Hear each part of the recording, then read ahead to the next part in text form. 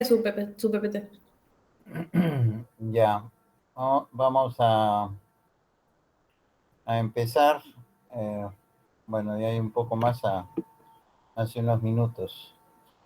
Ya, bueno, en primer lugar, permítame presentarme. De repente con todo no nos conocemos. Soy el doctor Juan Vega.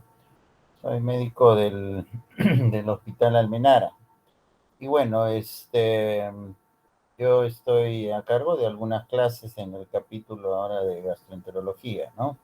De aparato digestivo. Entonces, el día de hoy vamos a tener un plan de clases. Vamos a hablar en primer lugar del reflujo gastroesofágico y vamos a hablar de la hemorragia digestiva alta, ¿no? El reflujo gastroesofágico es una patología muy frecuente, sobre todo en la parte ambulatoria, ¿no? En la parte de consulta externa, digamos, es motivo de consulta en diferentes oportunidades. Y los cuadros de hemorragia digestiva son situaciones que usualmente llevan al paciente a emergencia. Entonces, probablemente la emergencia más frecuente desde el punto de vista digestivo, ¿no? Sea la hemorragia, ¿no? La hemorragia digestiva, sea alta o sea baja, ¿no? Entonces, son dos tópicos que en realidad vemos en el día a día, ¿de acuerdo? Listo, entonces vamos a empezar con lo que es el síndrome del reflujo gastroesofágico, que es en realidad una clase corta. Todas las personas, no digamos todas las personas, pero muchas personas pueden tener reflujo gastroesofágico, ¿no? Pero no todas las personas tienen enfermedad por reflujo gastroesofágico. Es más, pudiera ser considerado digamos, hasta cierto modo normal que pudieran darse situaciones de reflujo del contenido del estómago hacia el esófago o hacia la cavidad oral, ¿ya? Entonces, hay que distinguir esas dos situaciones. Por eso que hablamos de reflujo gastroesofágico y hablamos de enfermedad por reflujo gastroesofágico, ¿no? Cuando hablamos de reflujo gastroesofágico es algo muy general, ¿no? Como dice ahí, es el paso del contenido gástrico, inclusive puede ser duodenal, ¿de acuerdo? Hacia el esófago y que, como le señalaba, puede darse en el contexto de personas normales, que el hecho de tener reflujo no le ocasiona mayor molestia y por supuesto no produce ningún tipo de lesión en el esófago o fuera de él, como vamos a ver en el contexto de la enfermedad por reflujo, ¿ya? Muchas veces se puede acompañar sobre todo de eructos más que de vómito, pero algunos también inclusive puede haber un poco de vómito, ¿ya? Y en el otro lado está la enfermedad por reflujo gastroesofágico. Aquí sí, el contenido del estómago que regresa hacia el esófago, la cavidad oral, va a dar lugar a síntomas, ¿no? Que pueden ser molestias desde muy leves hasta complicaciones muy severas, ¿no? Porque existe una estrecha relación entre reflujo, por ejemplo, y sobre todo aquellas personas que tienen reflujo crónico, y puede ser un factor condicionante de un cáncer de esófago, ¿de acuerdo? Entonces pueden, como digo, ir la patología, ¿no es cierto?, de un extremo al otro, ¿no? Personas que tienen su reflujo, tienen algunas molestias, de verdad, algunos síntomas, pero, digamos, en el otro lado tenemos pacientes que inclusive pueden desarrollar cáncer, ¿de acuerdo? Entonces, como dice, se señala ahí en el slide, la enfermedad por reflujo, ¿no? Va acompañada de síntomas o complicaciones que resultan, pues, de este reflujo del contenido gástrico al esófago, y que no solamente, como vamos a ver, no solamente se limita al esófago, ¿no? Sino que, digamos, puede incluir la parte de la cavidad oral, la parte de las vías respiratorias, ¿de acuerdo? O sea, las partes, ¿cómo se llama? De los senos paranasales, ¿ah? O sea, una persona que tiene reflujo puede tener complicaciones no solamente en el esófago, sino fuera de él, ¿no?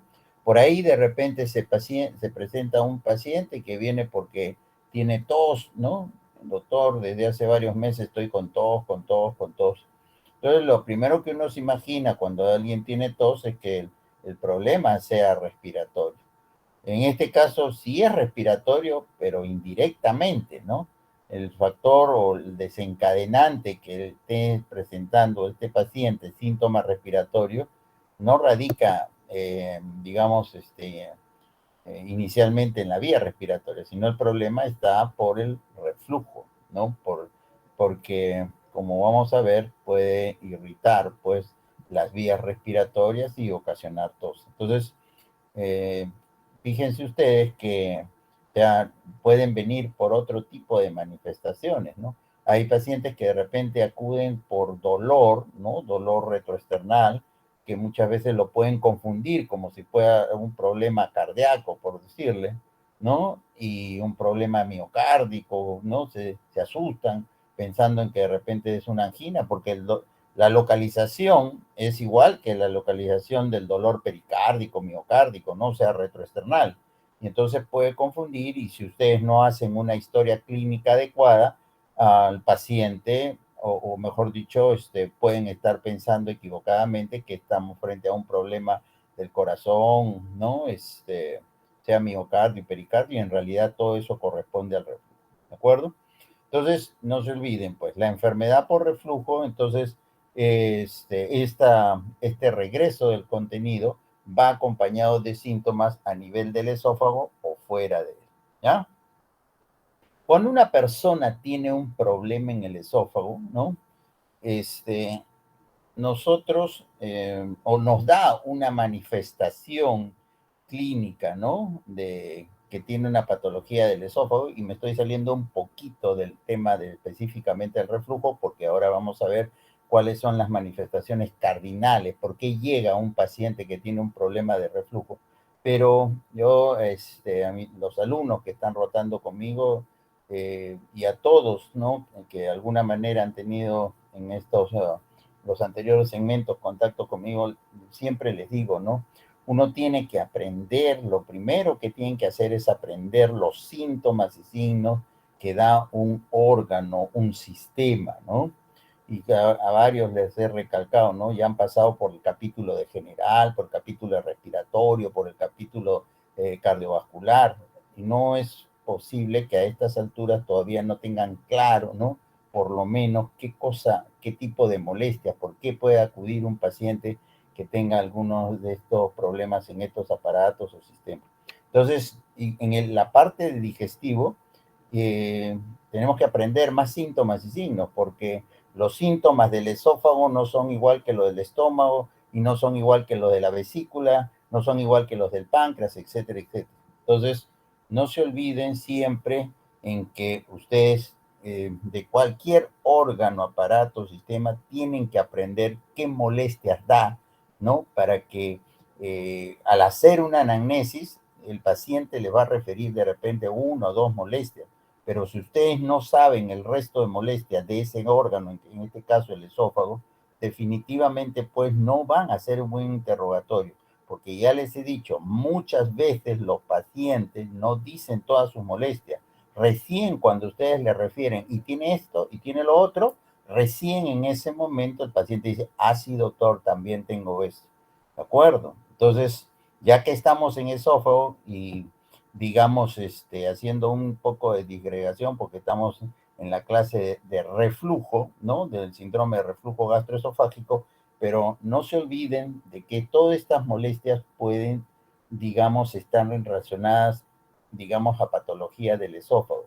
No necesariamente solo la que corresponde al síndrome de reflujo. ¿De acuerdo?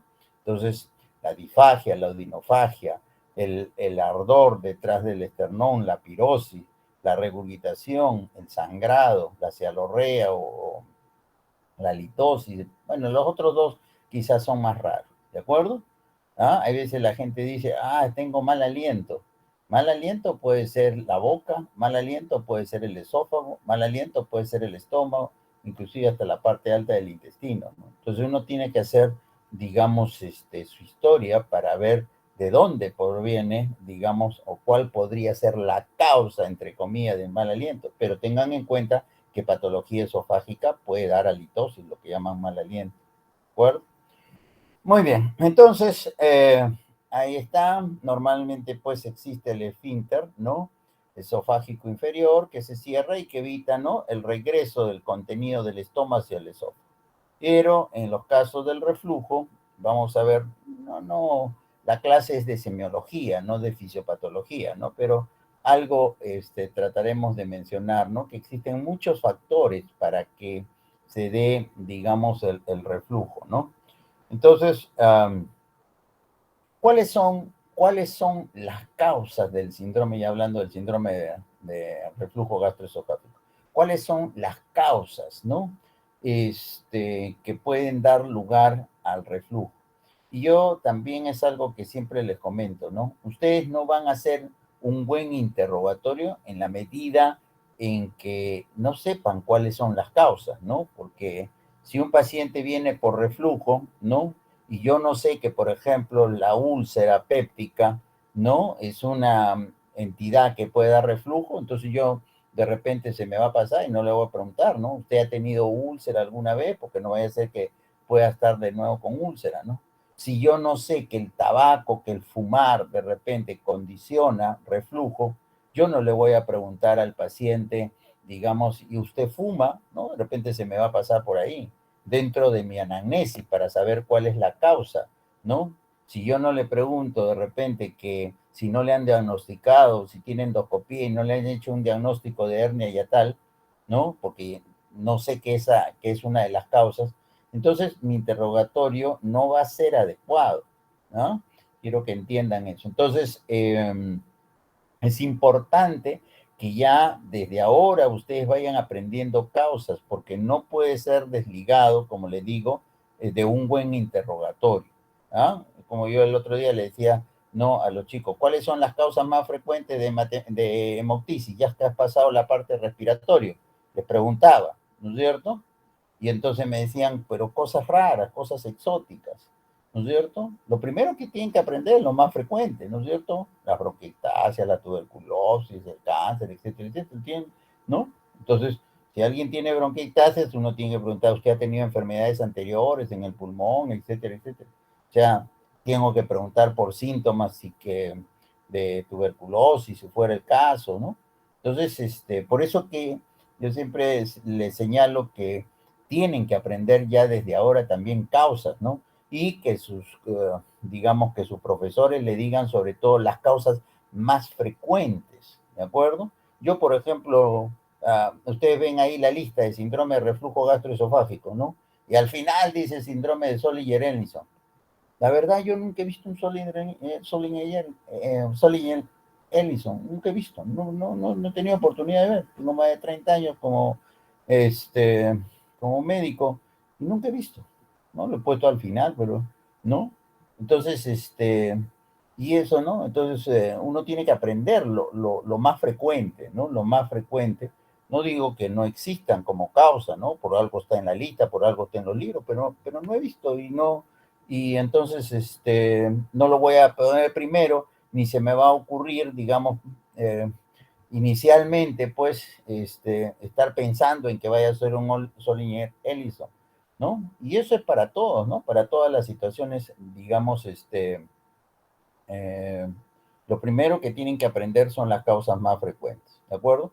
Porque en el caso del síndrome de reflujo gastroesofágico, además, si yo detecto la causa, eso me ayuda a corregir, ¿no? ¿No? Si el paciente tiene una hernia yatal, por decirle, y eso es el problema del reflujo, esa hernia es muy importante, y de repente le hago un examen, inclusive ya está habiendo daño en el esófago, ¿no? Van habiendo cambios, digamos, en el epitelio del esófago, como vamos a ver, lo que se llama el esófago de Barré, ni hablar, pues, ¿no? O sea, tengo que corregir la hernia porque sé que eso puede ir a más, ¿de acuerdo? Entonces, por eso es importante, digamos, determinar cuáles son las causas. Y ahí tienen, ¿no?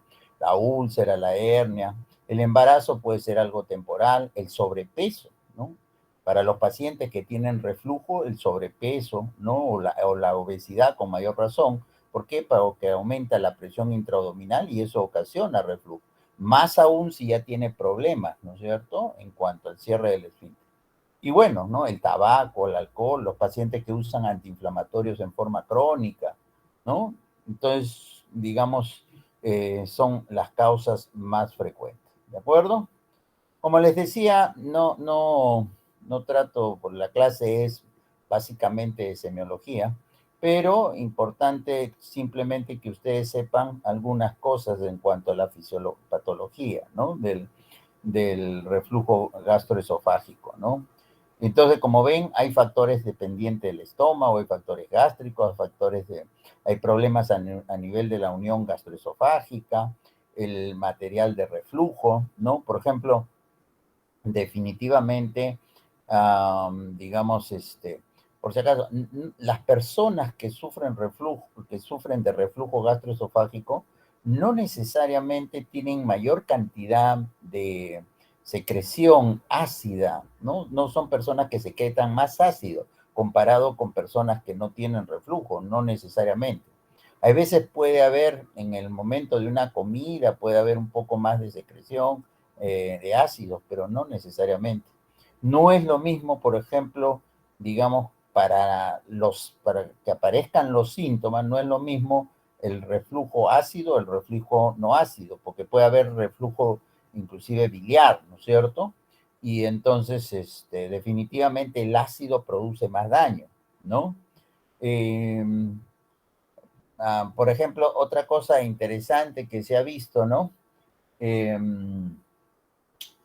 no todo el estómago, digamos, tiene el mismo nivel de pH, ¿de acuerdo? No todos los segmentos del estómago. Se ha visto, pero, por ejemplo, que una zona que está entre la unión entre el esófago y el estómago es una zona más ácida, esa es la que se le denomina el bolsillo ácido, ¿de acuerdo? Y las personas que tienen reflujo, se ha visto que esta zona, inclusive el pH es más bajo. Cuando digo más bajo, quiere decir que es más ácido, ¿no? Entonces, ese es un factor que da lugar a la sintomatología y, por supuesto, al daño como consecuencia de ello. ¿De acuerdo? Es interesante, ¿eh? No, como le digo, la cárcel no es de fisiopatología del síndrome de reflujo gastroesofágico, pero pueden en algún momento, si alguien tiene un interés, digamos, revisar, ¿no? Todos los factores, digamos, que intervienen, ¿no? Hay las personas, por ejemplo, que tienen reflujo, ¿no? La relajación del esfínter esofágico inferior, ¿no? Puede ser, digamos, una relajación un poco más marcada, ¿no? Y eso te permite, ¿no? Permite el regreso del contenido. Y bueno, hay factores, como les digo, esofágicos, hay factores neurológicos, etcétera, etcétera, ¿ya? Pero como les mencionaba, la idea no es hablar de fisiopatología, sino, digamos, ¿por qué viene un paciente que tiene un síndrome de reflujo? ¿Por qué puede acudir a consulta donde ustedes? ¿Ya? Entonces, si a alguien les interesa, hay un artículo de revisión del 2021, creo, 2023, que es este que está acá, y donde ustedes pueden leer la fisiopatología del síndrome de reflujo gastroesofágico. Pero ya, entonces, como les decía, ¿no? Una cosa es que alguien tenga reflujo, ¿no? Y no tenga síntomas, y otra cosa es que tenga enfermedad por reflujo gastroesofágico. Muy bien. ¿Cuáles son los síntomas cardinales? ¿Cuáles son los síntomas cardinales, ¿no? De un paciente que tiene reflujo. Por supuesto que tiene enfermedad, ¿no? Que tiene enfermedad por reflujo, ¿de acuerdo? Porque el reflujo uno lo puede percibir, ¿no? Lo percibe, que se le regresa, ¿no? Pero si no le da ningún síntoma, no hay problema, ¿no? Pero ya cuando hablamos de enfermedad por reflujo gastroesofágico, ¿cuáles son los síntomas? ¿Cuáles son las molestias? Y ahí están. Los dos principales son la pirosis y la regurgitación. La pirosis, o sea, ese ardor retroesternal, ¿no es cierto? ¿Sí? ¿Sí? Eso y la regurgitación, ¿de acuerdo? Esos son, digamos, los dos síntomas cardinales y por las que el paciente pues de repente va a acudir si eso es continuo y le molesta mucho, ¿de acuerdo?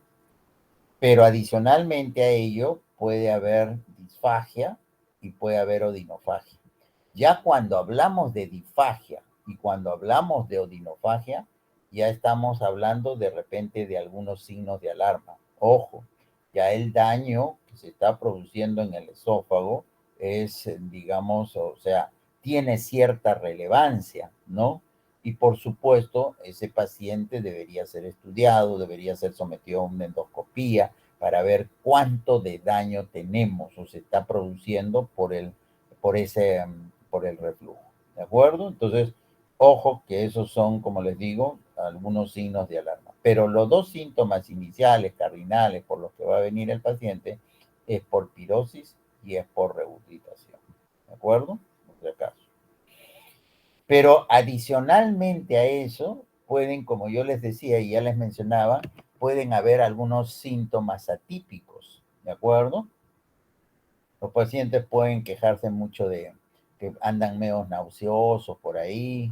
Como dice ahí, se pueden quejar de eructos. El eructo puede ser múltiples causas, ¿no? Pero se pueden quejar de que se llenan rápido, de que media historia de dispepsia, ¿no? Como yo les decía, ¿no? Puede haber un dolor torácico, ¿no? Un dolor torácico que simule, digamos, un problema cardíaco o dolor epigástrico, como si fuera una úlcera, en realidad es un reflujo. Los pacientes pueden tener ardor faríngeo, ustedes piensan que es respiratorio y en realidad es el reflujo, por eso que hay que hacer una buena historia, ¿no? Pueden, digamos, tener disfonía, ¿no? Porque puede haber, por reflujo puede haber una laringitis y eso ocasionar disfonía. El paciente dice, me estoy poniendo ronco, cada vez no se me escucha, ¿no? O sea, me han notado en la casa que digamos, mi voz se está apagando, ¿no? Y no necesariamente puede ser, pues, o mejor dicho, el origen del problema ser un problema otorrino-laringológico, ¿no? Sino puede ser el problema estar en el reflujo, ¿no? En la parte digestiva. Miren, puede haber cuadros de sinusitis crónica. Y uno está pensando que el problema, ¿no? Está realmente ahí en los senos paranasales, ¿no? El problema, digamos, de base, y no es así, ¿de acuerdo? O como yo les decía, ¿no? Una tos crónica, ¿no? Y de repente estamos pensando, no será una tuberculosis, no será un cáncer de pulmón, ¿no? Y y, y, y hacemos gastar al paciente y de repente le estamos pidiendo una tomografía si no hemos hecho una buena historia, ¿no? De repente la causa de la tos es digamos, el problema, esto del reflujo, ¿no? Y si ustedes en una buena anamnesis sacan eso, denle primero tratamiento para el reflujo, ¿no? Hay medicación, digamos, y de repente mejora, ¿no? O alivia, ¿no? Y entonces eso indirectamente les está confirmando que la tos no es, digamos, en el origen estrictamente respiratorio, ¿no? Sino que es como consecuencia de lo otro, ¿no? Inclusive hay hasta cuadros así, tipo crisis asmáticas, ¿no? Los catalogan, digamos, los pueden catalogar como asmáticos, ¿no? Porque hacen un poco de espasmo, ¿no? O sea, acaso. Problemas dentales, ¿ah? Problemas dentales, ¿no? Problemas ¿no? Que me arde la lengua, y todo eso puede ser relacionado con el reflujo. Inclusive, como le digo, hasta algunos problemas en cuanto a podríamos decir que no tienen, digamos, que no duermen bien, ¿no? Etcétera, etcétera. Que son, con resumen, síntomas atípicos, ¿no? Porque muchas veces, pues, cuando alguien tiene una sinusitis, por decirle, ¿no?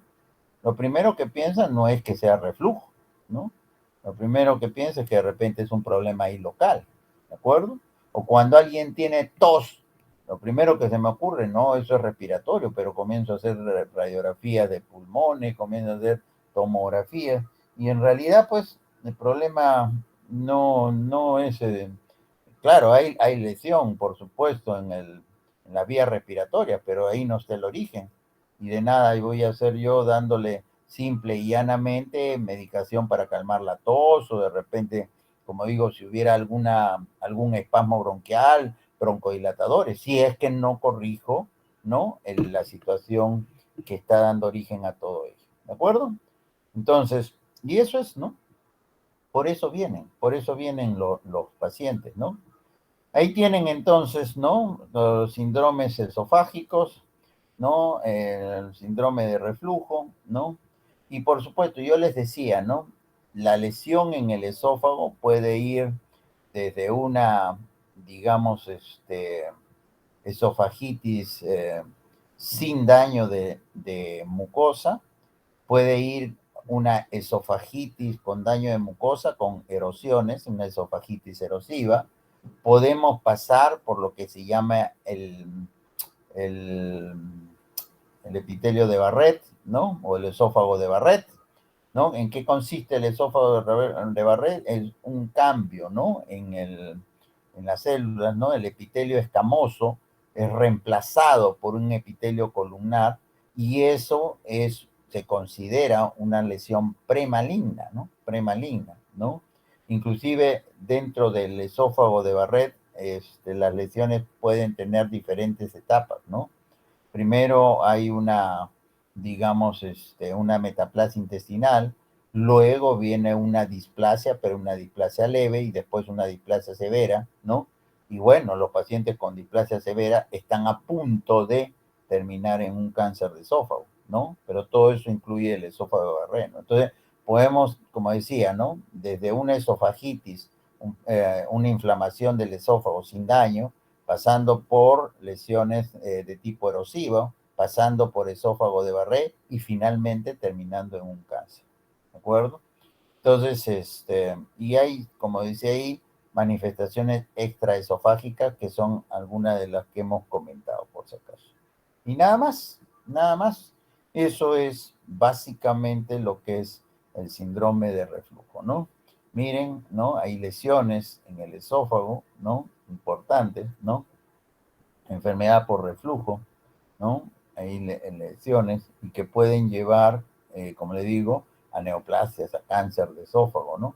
En el anterior, digamos, por supuesto que el reflujo también y el daño en la mucosa del esófago puede llevar a cicatrización y puede llevar a estenosis, ¿no? Estenosis, de que los pacientes tienen que hacer dilataciones, se le tiene que hacer dilataciones, ¿no? Eh, porque como algo cicatricial pueden producir estrechez del esófago, ¿no? Pero podemos terminar inclusive en cáncer de esófago, ¿ya? Entonces, eso es lo que les quería traer en relación a esta parte que es el síndrome de reflujo gastroesofágico, que es, digamos, algo muy sencillo, nada del otro mundo. Entonces, no se olviden, ¿no? No se olviden.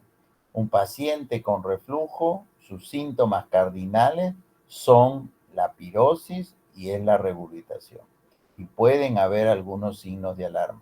Signos de alarma me refiero a que uno requiere una investigación mayor, ¿no? Y las personas que sufren de reflujo, como le digo, hay que buscar, digamos, qué factor, qué causa pudieran, digamos, estar ocasionando este problema y tratar de corregirlo, ¿no? Porque hasta donde se pueda, pues lo que pueda ser corregible, ¿no? Inclusive hábitos de la dieta, etcétera, etcétera, etcétera, ¿no? El hecho, por ejemplo, en las noches, digamos, hay que tratar de evitar, digamos, que las personas coman mucho y rápidamente digamos, se duerman, ¿no? Se acuesten y se duerman, ¿no?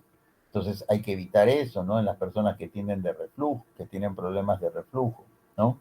Hay que ver la posición en la que duermen, ¿no? Siempre en decúbito lateral izquierdo, ¿no? Decúbito lateral izquierdo hay menos reflujo. Eso hay que enseñarle al paciente, ¿no? Hay que enseñarle y hay que decirle al paciente que de repente levante la cabecera de la cama.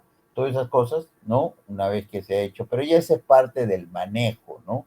¿no? El manejo. Por ejemplo, los pacientes con reflujo no deben consumir muchas bebidas carbonatadas, ¿no? Carbonatadas, ¿no? Porque eso aumenta el reflujo, ¿no? Entonces, todas esas cosas hay que decirle, pero como le digo, ustedes están en la etapa en la que tienen que hacer el diagnóstico, ¿no? En base a las molestias por las que viene un paciente. Ya después, poco a poco, digamos, aprenderán un poco del manejo, ¿no? Y cuáles son las medidas generales. Y por supuesto que si detectan alguna causa, tratar de corregirla. ¿Estamos? Muy bien.